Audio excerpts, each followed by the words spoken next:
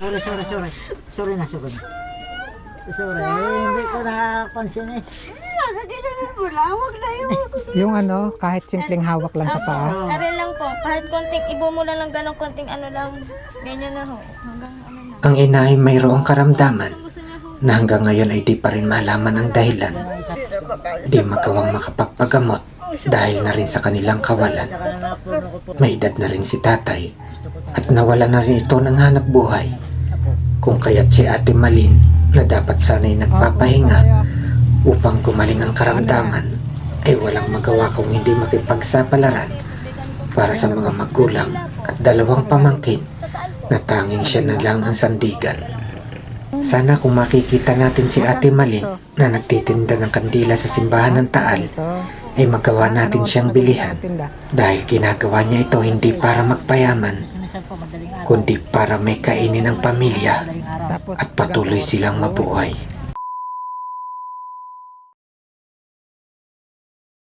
Pwede bang bayaran ko yung isang araw mo para hindi ka na muna lumabas? Tanggapin mo. Para makapagpagaling. Pwede na yan sa isang araw. Kung gawin natin 2 araw, Kaya nga kami na, anak. pwede ba? Opo ka. Pagaling muna. Kung gawin kong 3 araw, bakit kayo nagtatawa, nanay? Sagal. Ha? Sa galakan po. Bakit kayo tumatawa? Umiyak naman ngayon. Sa galakan na lang po yan, sir. Ilang araw na yan? 3 araw po. Huwag mo nang lalabas ha, magpapagaling. Apo. Gawin na, eksaktuhin na nating 4 na araw.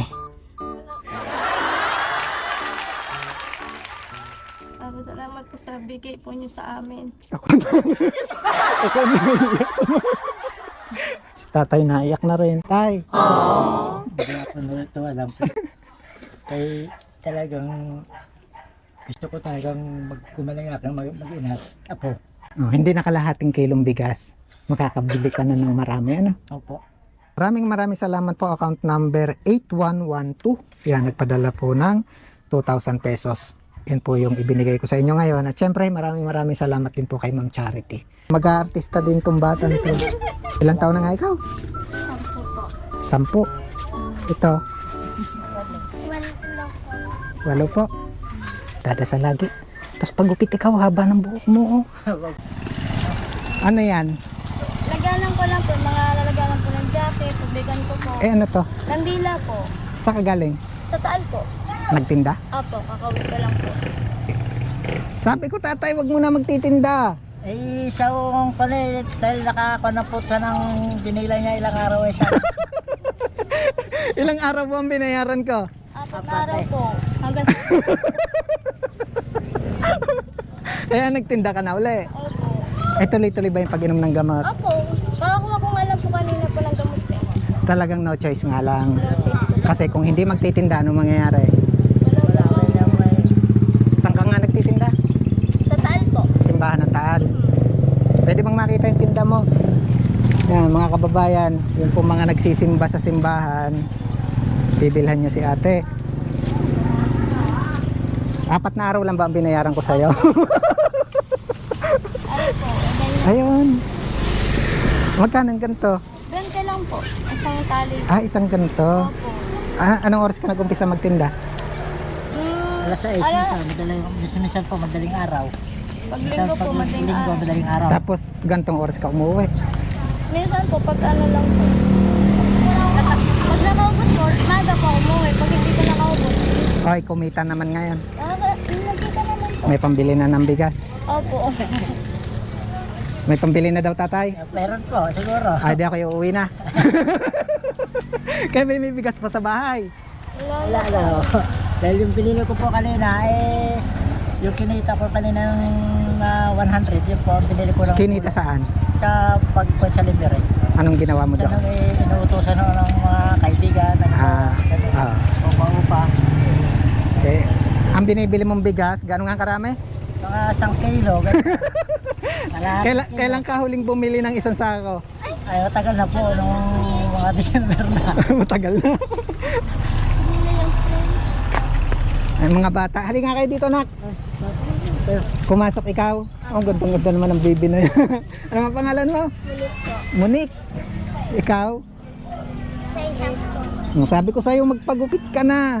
Ay, hindi po na pumapayag ang ama niyan po eh. Kaya, Sadyang ayaw pagupitan. Ayaw. Pinagupitan ay kami inamumura. Kasi Ay, pag ako naggupit, ay sabihin ko na wala ka nang magawa. Hindi pa magagawa. ilalive natin ang gupit, ano? Oo. Wala rin mareklamo siguro ang ama niya pag hindi lahat na pagupitan eh. Eh, bukas magtitinda ka pa ulit. Tatry ko. Mga po kasi ulit nito. Ha? Tatay, Pahinga muna. pahinga muna. Sabi ko nga sa kanya, pahinga muna. Eh. Oh, lapit nga kayo kay Bay magkagalit. Sabi ko nga sa kanya, pahinga muna. Oh, sobrang init pa naman ngayon. Pero po kanina po nasa lilim naman po ako pag nagtitinda. Kaya lang wala talaga magawa kasi kung hindi magtitinda, anong mangyayari? Wala pong makakain. Walang kakainin. Dahil naawa na rin sa akin yung anak ko eh. Kaya nagsisikap na rin siyang kumita ng kahit paano. Ang problema talaga pagkain, Opo. pambiling bigas. Ganyan. Ate Malin, ang problema pambiling bigas. Pag may bigas na, magtitinda ka pa. Sabi ko nga sa kanya, pahinga muna siya para yung kanya ina. Pero pag may bigas na, magtitinda pa. Ay, Pahinga muna. pahinga muna. Ah, dito kayo, lapit. Pag may bigas na, magtitinda pa. Pahinga muna. Kailan ka huling nagkaroon ng isang sakong bigas? Noong December pa. Nung isang taon pa yon. Tagal. Tapos ang binibili mo ngayon, lagi 1 kilo. 1 kilo. Tapos kanina bumili ako ng ulam. Halagang 50 pesos. Kasama sa amin 3. Pero hanggat maaari, pahinga muna ha. Yun ang sinasabi Magpagaling ko ng naman sa kanya, tuluyan. pahinga muna. Minsan lang po ako magtinda pag ano lang. Minsan lang talaga. Hindi naman po araw-araw ganyan.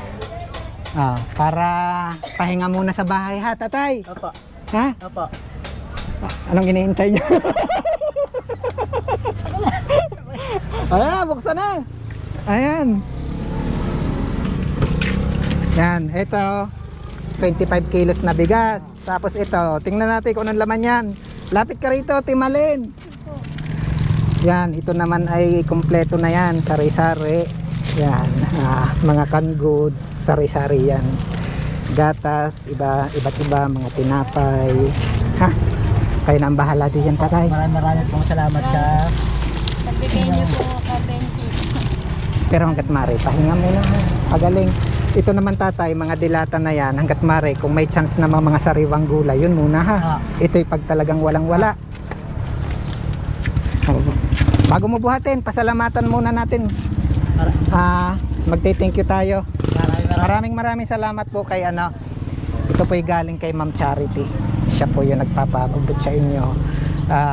Ibili ko daw kayo ng 1 sakong bigas. Ipag-grocery ko kayo para pahinga muna ha. At magpagaling. Kapag okay na, saka ulit. Ha? Tatay? Maraming po salamat po sa lahat ng tulong na ginaganyan po sa amin. Yan ay malaking utang lalo po sa inyo, Sir Benji.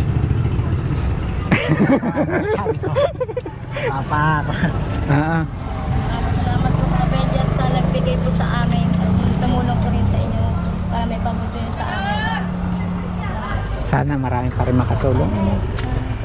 Para matulungan po ang mama ko. Kung huwag ka nang kakul sa mama mo at hindi mo naman kayang wala, hindi rin Sasama daw. makakalusot din kako. Pero may tatanong ako. Po. Bukas magtitinda ka ba? Titingnan po kung makakaputi. Ay, Pahinga muna. ikarga muna uli, ikarga. Sakay ulit, sakay. Sige po, bukas ng Pahinga muna ha. Ito ibinigay ni Ma'am Charity para makatulong sa inyo at the same time. Pahinga mo. Magpagaling muna ha. Sobrang init, sobrang sama ng panahon. Sige na tatay, at baka ikarga ko ulit yan.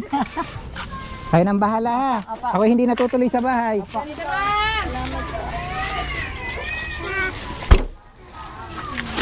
Bye-bye. Bye-bye. Ano nga pangalan mo? Monique. Bye-bye, Monique. Thank you kay Ma'am Charity.